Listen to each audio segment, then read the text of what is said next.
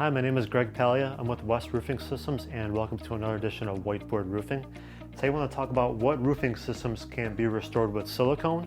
So silicone coating goes over a roofing surface, and usually it's a roof that's in good condition, it's already in good working order, and you could put silicone on top of it and it'll be restored and you get a new warranty. It's leak free, all one layer. A lot of companies do it, but not well. I want to first dive into the benefits of silicone. So the first thing is it provides a cost savings. You don't have to rip the whole roof off. You can just restore the seams if it's a rubber roof and just put the coating over top of it and you got a new warranty. So it provides savings with doing the whole tear off thing. Next thing is maintenance. So when you have silicone on top of your roof, pretty much there's a couple holes in there, you fill it up with some more silicone, smooth it out, and you're good to go. So there's not a lot of maintenance, no ripping apart seams, no going underneath it, just simple maintenance going forward. And then it's also energy efficient. So most black roofs or tar roofs or rubber roofs, they're black.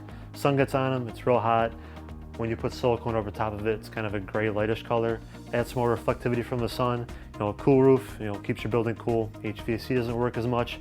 It provides some good energy efficiency there. But not all roofing systems can put silicone over top of it, and there's a couple reasons why, but I wanted to go through the ones that we've done before. One is a metal roof. We've done metal.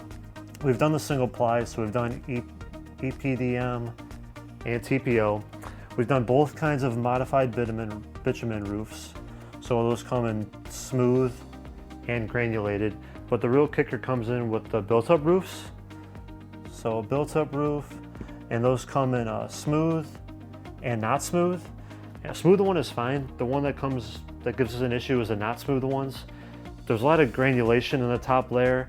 You have to remove those out of there before you put silicone over top. So when you put the silicone over top, you're kind of just filling in the cracks there, kind of. And then you have to go for a layer on top of that. So you're using almost double the silicone. It's just not very cost effective.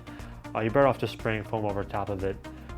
That's pretty much it today. Just wanted to go through that real quick, tell you what roofing systems can get silicone over top. If you want to learn more, there's more details in the blog post. So click open the description, the URL is right there. Click on that, learn more. That's it. Hope you learned something new today, and thank you so much. Have a great day.